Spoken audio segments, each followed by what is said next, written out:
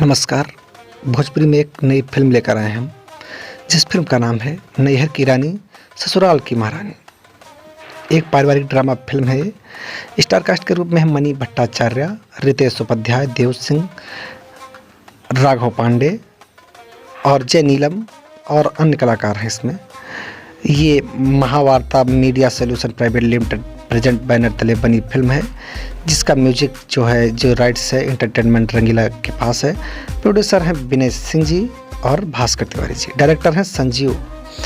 काफ़ी अच्छी फ़िल्म है ये पारिवारिक ड्रामा के लिहाज से। अगर आप पारिवारिक ड्रामा भोजपुरी फ़िल्मों के शौकीन हो तो इसे ज़रूर देखिएगा। एक पारिवारिक बेस्ड फ़िल्म है और अगर आपको समय है तो यूट्यूब पर देख लीजिएगा या फिर सिनेमा घर में लगे तो वहाँ देख लीजिए या फिर टेलीविज़न पर आए तो देख लीजिएगा। अगर आप पारिवारिक फ़िल्मों के शौकीन हैं तो आपके लिए एक अच्छी फ़िल्म है। धन्यवाद।